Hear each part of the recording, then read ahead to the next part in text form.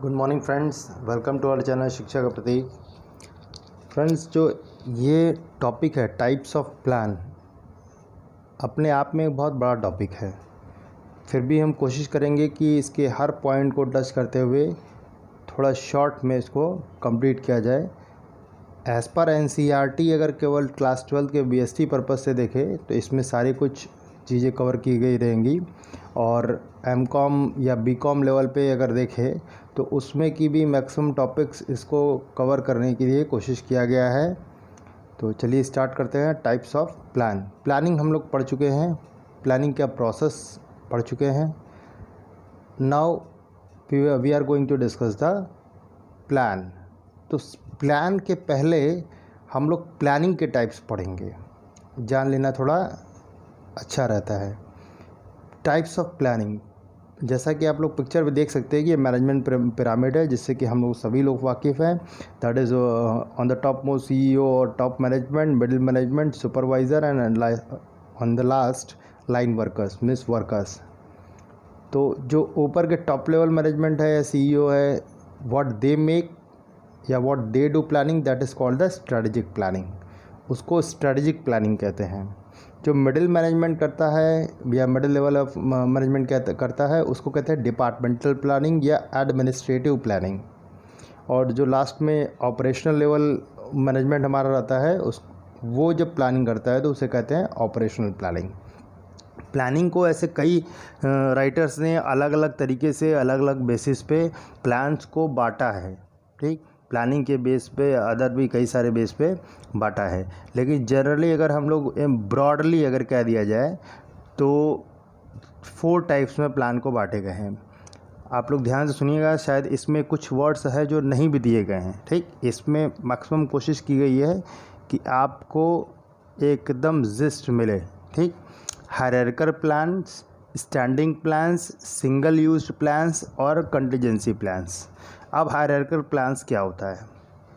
Hierarchical plans जो strategic planning होती है, उसके अंतर्गत जो प्लान बनाए जाते हैं, that is called hierarchical plans. Hierarchy में भी, और उसके बाद standing plans and single use plan. तो स्टैंडिंग प्लान अगर हम इस पर्पज़ से देखें कि क्या नाम है, जो प्लान कितने दिन तक कंटिन्यू रखता है या किसी भी प्लान को कितने ड्यूरेशन के लिए बनाया जाता है, तो उसके यूज़ और ड्यूरेशन के बेस पे हम लोग को 2 पार्ट में कर सकते हैं, स्टैंडिंग और single use plan. Standing use plans are mainly prepared by top level managers, ये भी टॉप लेवल मैनेजर्स द्वारा बनाया जाता है। Single use plan on the other hand, single use plans are mainly prepared by the lower level managers of organizations. Plans can be divided into the 2 types on the basis of use and length, that is previously we have seen this, standing plan and single use plan. हम लोग basically as per NCERT, as per class 12 BST syllabus में केवल 3 types के plan दिए गए हैं, standing plan, single use plan, और कुछ ऐसे होते हैं जो कि ना स्टैंडिंग होंगे ना सिंगल यूज होंगे, तो वो कहला जाएंगे हायरार्की प्लान्स। कंटीजेंसी प्लान्स का डिस्कशन बीएसटी में नहीं किया गया है, पर अगर ये टॉपिक जो है वो बीकॉम एमकॉम के लेवल का भी है, तो उसमें कंटीजेंसी प्लान को आप लोग को जान लेना ज़रूरी है। तो उसके लिए भी थोड़ा सा हम लोग डिफरेंशिएशन लास्ट में पढ़ लेंगे। तो standing plan is used for activities that occur regularly over a period of time. It is usually developed once, but it is modified from time to time to meet business need as required. Standing plans includes policies, procedures, methods, rules. अब इसमें simple सी चीज़ है, देख लीजिए कि standing plan क्या होता है। तो जो कि एक बार बनाया जाता है रेगुलरली, उस कुछ पीरियड ऑफ टाइम पे वही काम करता है, उसी प्लान को हम लोग फॉलो करते हैं, और ये उस एक्टिविटी के लिए बनाया जाता है जो बार बार रिपीटेड हो। जैसे उस तरीके की जो सिचुएशन है वो बार बार आएगी, और उस सिचुएशन पे हमको वही प्लान यूज़ करना होता है। For example, policies, procedures, methods, rules. इसको हम लोग इस तरीके से कुछ लर्न कर लेंगे कि policies, procedures, methods, rules means PPMR।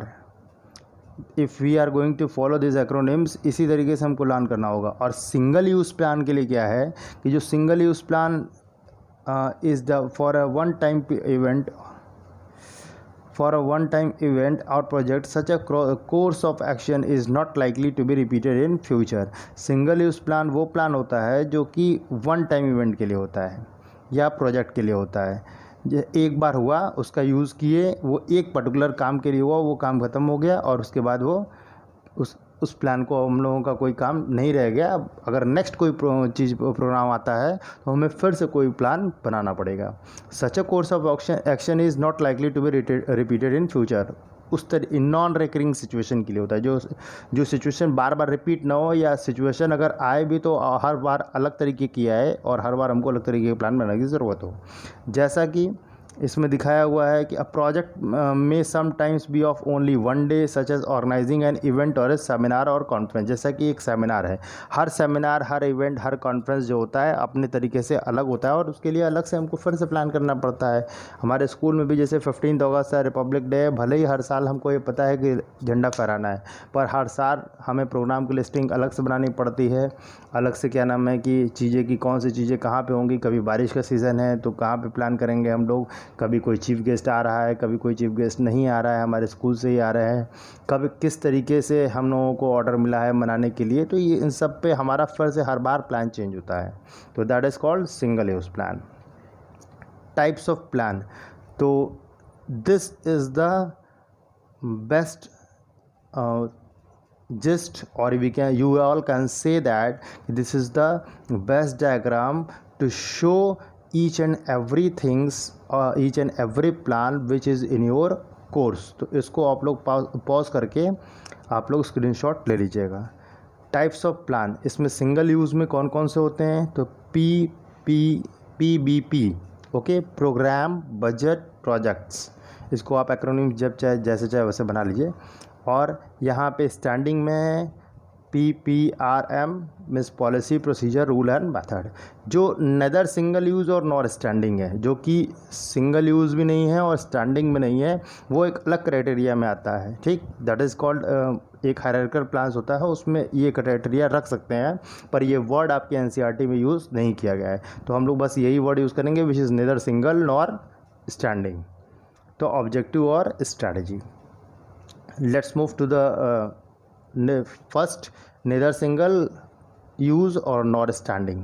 First one is objective. Objective क्या होता है, तो कुछ, हाँ, ये बात कहना ज़रूरी है कि इसमें कुछ जो राइटर्स हैं या कुछ राइटर्स के बुक्स में ऑब्जेक्टिव को सिंगल यूज़ प्लान में भी रखा गया है। ठीक, सॉरी, स्टैंडिंग प्लान में भी रखा गया है। तो उस तरीके से, लेकिन ये होगा आपको neither single use nor standing. ये स्टैंडिंग नहीं है, किसी ने सिंगल यूज़ में रख दिया है, किसी ने स्टैंडिंग में रख दिया है, पर ये दोनों में ही नहीं है। आप अलग अलग राइटर्स के बुक देखेंगे तो अलग अलग जगह पे अलग अलग चीज़ें मिल जाएंगी आपको, पर हमें एज़ पर NCERT चलना है। तो ऑब्जेक्टिव्स और goals are the ends towards which every activity is aimed। Objectives describe what is to be done। Objectives are prerequisite for planning। Objectives जो होता है वो प्लानिंग के लिए पहले से ज़रूरी होता है कि हमारा ऑब्जेक्टिव क्या है, हमारा गोल क्या है, हमारा टारगेट क्या है, और उसी के अकॉर्डिंगली हमारा सारा प्लान आगे का बनेगा, सारे फंक्शंस उसी के पे बेस्ड रहेंगे। क्योंकि जब गोल हमें पता रहेगा तो उसी के अकॉर्डिंगली ही हमको काम करना है। जब गोल ही हमको नहीं पता रहेगा तो काम नहीं हो पाएगा। ये प्री रिक्विसाइट फॉर प्लानिंग कहा जाता है। ये प्लानिंग से भी पहले की चीज़ कह दी जाती है कभी कभी। तो objectives are result oriented not activity oriented. ठीक, it is normally found by top management. Example, एक चीज़ आप लोग इसमें बिल्कुल भी फोकस रखिएगा कि जो भी क्लास 12 अगर बोर्ड की बात देखें तो उसमें जो भी केस स्टडीज़ इस चैप्टर से आती है तो केवल और केवल टाइप्स ऑफ प्लान में से पूछता है। तो इसलिए इसको ध्यान से देखेंगे हम लोग, और विदाउट एग्जाम्पल आप लोग तो समझ ही नहीं पाएंगे। आगे हो सकेगा तो शायद हम डिफरेंस बिटवीन पे भी एक वीडियो बना दें, क्योंकि जब केस स्टडीज़ में कोई केस दिया होगा और आपको पहचानने के लिए बोलेगा कि इसमें कौन सा प्लान है, तो पहचानना कभी कभी बड़ा मुश्किल हो जाता है जब तक कि आपको विद एग्जाम्पल आपने न समझा हो। तो कुछ एक example her type of plan का आप लोग हमेशा दिमाग में रखिएगा कि ये एग्ज़ाम्पल है इसका, तब आपको एकदम क्लियर कट समझ में आएगा। Example, an organization may have an objective of increasing sales by 10%। Objective अगर हो गया कि हमें सेल्स जो है 10% बढ़ाना है, ठीक, या प्रॉफिट को 10% बढ़ाना है, तो ये हमारे ऑब्जेक्टिव्स हो गए। नेक्स्ट स्ट्रेटजी, तो strategy can be defined as a combination of all the decisions taken and actions performed by the business to accomplish the business goals. Business goal को अचीव करने के लिए जितने भी डिसीजंस लिए जाते हैं, जितने भी एक्शंस लिए जाते हैं, उन सब को एक साथ कंबाइन करके अगर एक नाम दे सकते हैं हम लोग, तो वो है strategy. It is a comprehensive plan, बहुत बड़ा प्लान होता है, ठीक, बड़े लेवल पे डिटेल्ड प्लान कह सकते हैं, बड़े क्या, फॉर इंक्लूड्स वेरियस स्टेप्स, बहुत सारे स्टेप्स इसमें यूज़ किए जाते हैं। अब business objective without A strategy is just a dream. एक ऑब्जेक्टिव को, क्योंकि ऑब्जेक्टिव हमने डिसाइड कर लिया, तो उसको पाना जो है बिना किसी स्ट्रेटजी के एक सपना ही हो सकता है, केवल रियलिटी नहीं हो सकती, ठीक। अब जैसे फॉर एग्जांपल कि objective is to increase company's profit by 10%, objective आपकी ये है कि उसमें 10% आपको प्रॉफिट को बढ़ाना है, लेकिन इस ऑब्जेक्टिव को पाने के लिए हमें कौन सी स्ट्रेटजी अपनानी पड़ेगी, जैसे कि हमें कौन से नए प्रोडक्ट को लॉन्च करना पड़ेगा, कौन से मॉडल को लॉन्च करना पड़ेगा, कौन से डिस्ट्रीब्यूशन चैनल को हम लोग अपनाएंगे, ऑनलाइन सेल करेंगे कि ऑफलाइन सेल करेंगे, कौन सा एडवर्टीजमेंट हम देंगे, किस माध्यम से एडवर्टीजमेंट देंगे, इंटरनेट मार्केटिंग करेंगे कि नहीं करेंगे, ठीक, ये सब कुछ आ जाएगा। टीम वर्क कैसे होगा, कैसे गोल्स सेटिंग कैसे होगी, किसके किसके में होगा, रिसर्च वर्क कौन करेगा, ये सब कुछ मतलब A to Z सब कुछ, अगर किसी ऑब्जेक्टिव को पाने के लिए जितने भी प्लान बनाए जाते हैं उन सब को इकट्ठा अगर कह सकते हैं हम लोग, तो वो स्ट्रैटेजी कह सकते हैं। Now will move to the standing plans, that is policy. Policy is a general guidelines which brings uniformity in decisions making for achievement of predetermined objectives। अब देखिए जितने भी प्लान आगे मिलेंगे आपको, सबका एक ही लक्ष्य रहेगा, ये बात कॉमन रहेगी सब में कि सब जो है ऑब्जेक्टिव को अचीव करने के लिए बनाए जाते हैं, ठीक, ये बात सब में कॉमन रहेगी, क्योंकि सबसे पहले ऑब्जेक्टिव डिसाइड कर लिया हमने और ऑब्जेक्टिव को अचीव करने के लिए सारे प्लान बनाए जाते हैं। तो a policy is a set of ideas of plans that is used as a basis of making decisions especially in politics, economics और बिजनेस। पॉलिसी क्या होता है, एक जनरल गाइडलाइन की तरह होता है कि उस गाइडलाइन के थ्रू अंदर ही हम बाकी के जो रेस्ट दूसरे टाइप्स के प्लान होते हैं, जो भी प्लानिंग करेंगे उस गाइडलाइंस के तहत ही करेंगे हम लोग, ठीक। अब जैसे अब इसमें एग्जांपल समझाएंगे तो और अच्छे से क्लियर हो जाएगा, लेकिन अब ये चीज़ पहले समझिए कि जो पॉलिसी होती है वो जनरली पॉलिटिक्स, इकोनॉमिक्स या बिजनेस में अपनाई जाती है, डिसीज़न लेने के काम में आती है।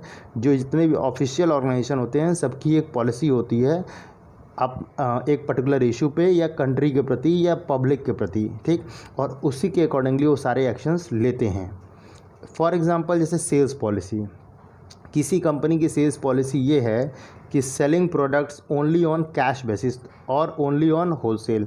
अब जैसे किसी दुकानदार की पॉलिसी है या किसी कंपनी की पॉलिसी है कि बस वो कैश बेसिस में बेचेगा, वो क्रेडिट नहीं बेचेगा, तो वो सेल्स, उसकी सेल्स पॉलिसी कहला जाएगी।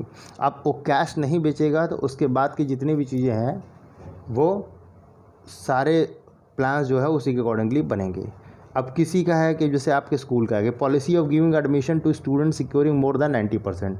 कोई इंस्टीट्यूट है, उसने ये डिसाइड कर लिया कि हम क्लास 12 में जो 90% के अबव पाएंगे बच्चे, बस उन्हीं को एडमिशन देना है बीकॉम में, तो ये उनकी पॉलिसी है। अब वो 90% के अबव में भी हो सकता है 100 सीट उनके पास हो और अप्लाई करने वाले 1000 हैं, तो उसमें वो कैसे चुनेंगे, उसके लिए वो अलग प्लान है, लेकिन एक पॉलिसी पे वो चलेंगे जनरल गाइडलाइंस कि 90% के अगर कम रहेगा तो चाहे भले ही उनके यहाँ बच्चे कम हो, एडमिशन कम हो, लेकिन वो नहीं लेंगे, वो ये उनकी जनरल गाइडलाइंस है।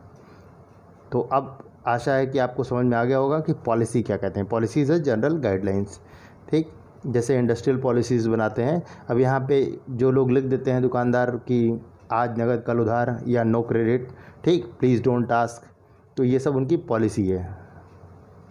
स्टैंडिंग प्लान्स प्रोसीजर्स, प्रोसीजर, अब चलते हैं हम लोग स्टैंडिंग प्लान्स के सेकंड टाइप्स में, दैट इज़ प्रोसीजर। तो प्रोसीजर ये सीरीज़ ऑफ स्टेप्स, प्रोसीजर क्या होता है, कई सारे स्टेप्स का एक सीरीज होता है, एक के बाद एक क्रोनोलॉजिकल ऑर्डर में, मतलब उसके सीक्वेंस को हम चेंज नहीं कर सकते हैं, ठीक। इट इज़ क्रोनोलॉजिकल ऑर्डर में होता है। It is a particular way of doing a job, एक जॉब को करने का एक पर्टिकुलर वे होता है, उसी मैनर में उसको परफॉर्म करना होता है। प्रोसीजर जनरली किस लिए नेसेसरी होता है, क्योंकि उससे परफॉर्मेंस में स्पीड आती है। पहले से सबको पता है कि एक के बाद ये करना है, एक के बाद ये करना है, इसको पहले ये काम करना है, फिर उसके बाद दूसरे पर्सन को आगे प्रोसीड करना है, ठीक, तो वो स्पीड आती है। कभी आपने रिले रेस देखा होगा तो उसमें भी एक प्रोसीजर एक तरीके से समझ लीजिए कि जैसे एक बंदा है 100 मीटर जाता है, ठीक, फिर उसके बाद वो मशाल दूसरे को देता है, फिर वो दूसरा वाला 100 मीटर जाता है दूसरे को देता है। तो मतलब एक प्रोसीजर है और सबको पहले से पता होता है कि हमें क्या करना है, पहले से ही रेडी रहते हैं। जो उनको मशाल मिलता है पहले नेक्स्ट वाले को तुरंत दौड़ के अपने से नेक्स्ट वाले को दे देता है। तो इससे क्या होता है, स्पीड आती है। Procedures are rigid, there is no possibility for deviation. Procedure generally rigid होते हैं क्योंकि उसमें क्लियर कट है। जैसे आपके यहाँ प्रोसीजर है कि आप पहले अगर स्कूल के एडमिशन में कि पहले आप एडमिशन फॉर्म भरेंगे, फिर इंट्रेंस टेस्ट देंगे, जो पास होगा वही जाएगा। तो ये प्रोसीजर है एडमिशन का। हम जाते हैं ना, पूछते हैं यहाँ के एडमिशन का प्रोसीजर क्या है, तो भले ही हमको ये नहीं पता कि procedure is a type of plan, पर वो प्रोसीजर होता है कि पहले आप एडमिशन फॉर्म भरेंगे, इंट्रेंस टेस्ट देंगे और उसके बाद तभी एडमिशन होगा। तो ये रिजिड होता है जनरली, ऐसा नहीं कि बिना कोई इंट्रेंस टेस्ट दिए ऐसे ही एडमिशन हो जाए, अगर उनकी कोई दूसरी पॉलिसी नहीं है। तो पॉलिसी के अंडर सारे प्लान्स बनते हैं। तो procedure for selection of employees, procedure for giving contracts to an outside agencies, ये सब एग्जाम्पल्स हैं।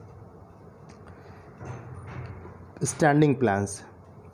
Third method is a systematic way of doing routine और रिपीटेटिव जॉब्स, ठीक। मेथड सिंपल सी चीज़ें कि जो रूटीन वर्क कुछ करना होता है या रिपीटेटिव जॉब जिसको हम लोग बार बार करते हैं, तो एक सिस्टमेटिक वे में उस टास्क को करना है, मेथड होता है।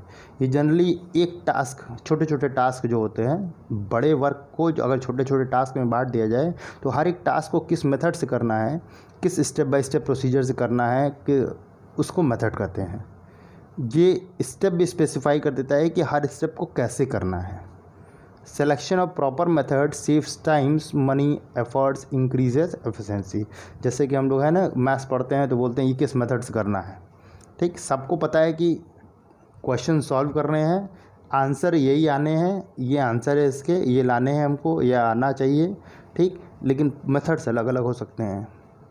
लेकिन जो भी मेथड करेंगे तो ऐसा नहीं कि अपने मन से कि आधा किसी और का आधा दूसरे का, तो हर मेथड में एक स्टेप बाय स्टेप प्रोसीजर बना होता है। जैसे methods of valuation of stock, कि एक स्टॉक में अगर किसी एक मेथड से चल रहे हैं तो आपको उसी मेथड से पूरा कैलकुलेशन करना पड़ेगा। लीफो है, फीफो है, ठीक, कई सारे मेथड्स है। मेथड्स ऑफ प्रोडक्शन है, मेथड्स ऑफ कैलकुलेटिंग डेप्रिसिएशन है। डेप्रिसिएशन आप लोग पढ़े ही हैं, 2 मेथड पढ़े हैं, हालांकि मेथड्स बहुत सारे होते हैं।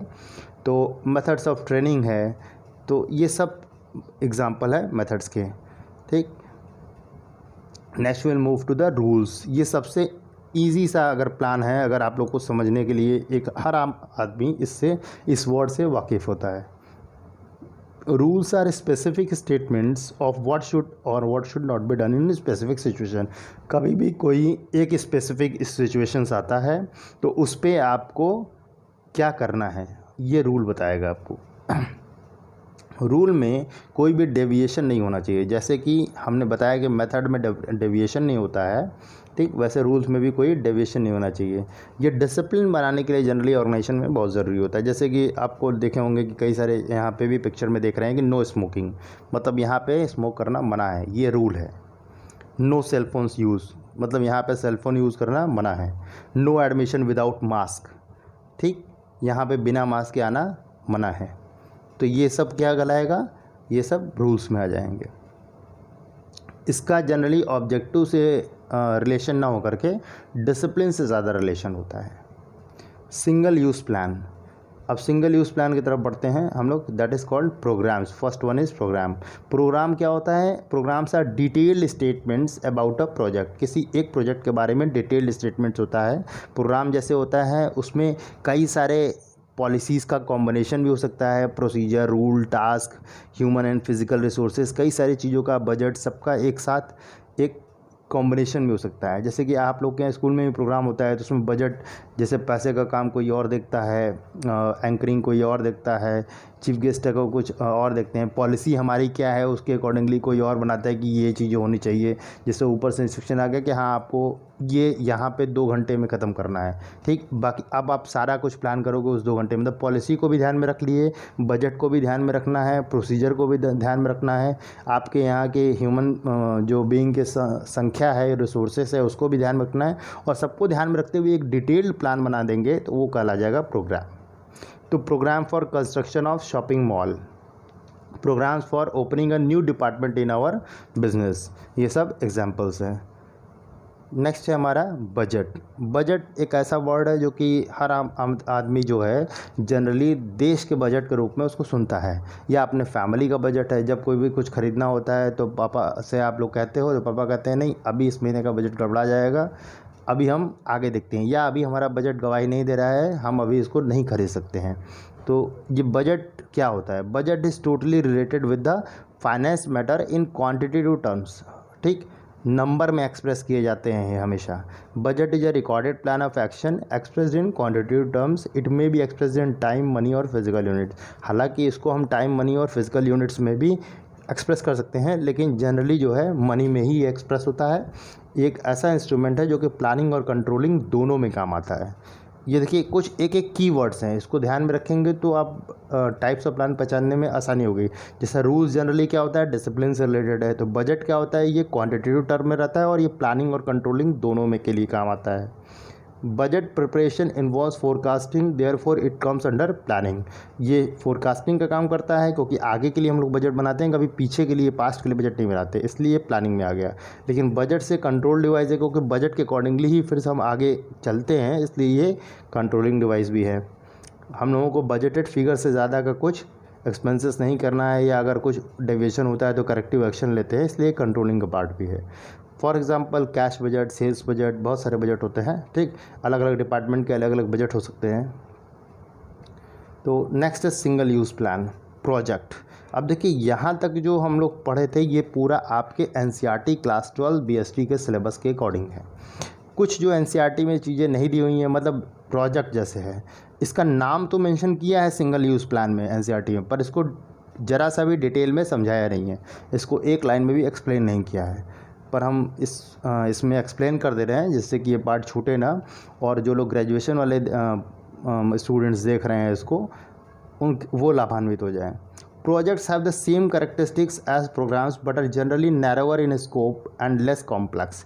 प्रोजेक्ट का जो कैरेक्टरिस्टिक्स होता है वो प्रोग्राम से मिलता जुलता होता है, बट ये थोड़ा सा नैरोअर स्कोप होता है और थोड़ा सा कम कॉम्प्लेक्स होता है। ठीक, प्रोग्राम जो हम लोग ऊपर पढ़े हैं कि प्रोग्राम इज जस्ट कॉम्प्लेक्स चीज़ और बहुत सारे डिटेल स्टेटमेंट है, तो वो सारे कैरेक्टर्स उसी तरह होते हैं, पर थोड़ा उससे छोटे में होता है, उसका नैरोअर स्कोप होता है। Projects are frequently created to support और complement a program. Project generally किस लिए बनाए जाते हैं, किसी प्रोग्राम को सपोर्ट करने के लिए। इसके फीचर्स को अगर हम देख ले थोड़ा सा अच्छे से समझने के लिए, तो एक ये सिंगल यूज़ प्लान है, ये it contains a scheme to invest the resources को किस तरीके से लगाएं इसके बारे में बनाया जाता है जनरली प्रोजेक्ट। इसके कुछ स्पेसिफिक ऑब्जेक्टिव्स होते हैं। ये टाइम बाउंड प्लान होता है कि इतने समय में ही ख़त्म होना चाहिए। इसको बनाने के लिए जनरली स्पेशलिस्ट की सर्विस लेनी चाहिए और इसके लिए कुछ प्रिलिमिनरी इन्वेस्टिगेशन ज़रूरी हैं। नेक्स्ट है contingency plan. As I have said earlier also कि कॉन्टीजेंसी प्लान जो होता है इसके बारे का ये वर्ड का कोई जिक्र नहीं है एनसीईआरटी में, but it is as equally important as previous all the plans for the graduation and post graduation students. A contingency plan is a course of action designed to help an organization respond effectively to a significant future event or situation that may or may not happen. Contingency plan क्या होता है, generally वो उस समय क्या नाम है कि डिज़ाइन किया जाता है या उस समय के लिए डिज़ाइन किया जाता है जब ऑर्गेनाइजेशन कोई काम कर रहा हो, फ्रीक्वेंटली कुछ चेंजेस आ जाए बिजनेस एनवायरनमेंट में और हमारे जो पहले के सारे प्लान है वो फेल हो जाए, उनको तुरंत फिर कोई नया प्लान चाहिए। इसको हम लोग प्लान बी जैसे कहते हैं ना, हम लोग हमेशा कि प्लान ए काम नहीं किया तो चलो प्लान बी लगा लेते हैं। तो ये जो प्लान बी पहले से बना के रखे रहते हैं ना, वही कंटीजेंसी प्लान होता है। तो contingency plan is sometimes referred to as plan B because it can be also used as an alternative for action if expected result fail to materialise. अगर हम लोगों के जो एक्सपेक्टेड रिजल्ट है वो नहीं आ रहा है तो हम लोग इसको प्लान बी के तौर पे काम कर लेते हैं या यूज़ कर लेते हैं इसका। तो this was the presentation from my side. Thank you all.